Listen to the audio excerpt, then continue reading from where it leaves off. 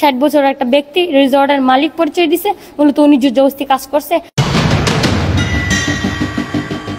গাজীপুরের এই রিসোর্টে এক মডেলকে আটকে রেখে গণধর্ষণের অভিযোগ উঠেছে এক পরিচালক, তার সহযোগী ও রিসোর্ট মালিকের বিরুদ্ধে। 21শে সেপ্টেম্বর রাতে উপজেলার তেলিহাটি ইউনিয়নে এই ঘটনা ঘটে। এই ঘটনায় ভুক্তভোগী নারী মামলা দায়ের করেছেন।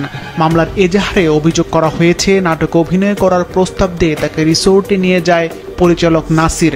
সেখানে আগে থেকেই অবস্থান করছিল নাসিরের সহযোগী মোহাম্মদ বাবর ও হাশেম। শুটিংয়ের কথা বলে রিসোর্টে ডেকে এনে ওই নারী মডেলের উপর তারা চালায় নির্মম নির্যাতন।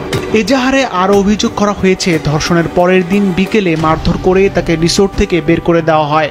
আসামিরা তার আইফোন কেড়ে নেন, যার মূল্য 2,40,000 টাকা বলে অভিযোগে উল্লেখ করা হয়েছে। এই ঘটনায় অবশেষে মিডিয়ার সামনে মুখ খুলেছেন ভুক্তভোগী।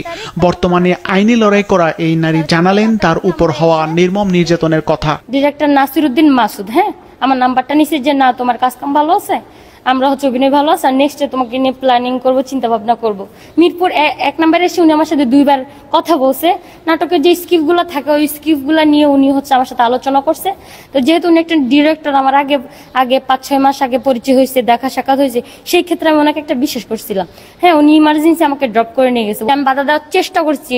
3 জন ছেলে 1 জন কিভাবে পারে? এটা তো একটা মানুষের মস্তিষ্ক যদি তার ঠিক থাকে সে বুঝবে। মামলার পর রিসোর্টটিতে অভিযান চালিয়ে 2 লাখ টাকা জরিমানা করেছে জেলা প্রশাসন। প্রাথমিকভাবে অভিযোগের সত্যতা পাওয়ায় রিসোর্টের 2 নারী ও রিসোর্টের কর্মচারী সহ 14 জনকে জিজ্ঞাসাবাদের জন্য আটক করেছে পুলিশ। মামলার প্রক্রিয়া চলতেছে। ওইখানে উনি একটা অভিযোগ দায়ের করছিলেন। ওইখানে 3 জন আসামির কথা বলা হয়েছিল। আর আজকে আমরা ওইখানে একটা অভিযান চালাইছি। অভিযান চালানোর পরে আজকে ওখান থেকে কয়েকজনকে গ্রেফতার করা হয়েছে।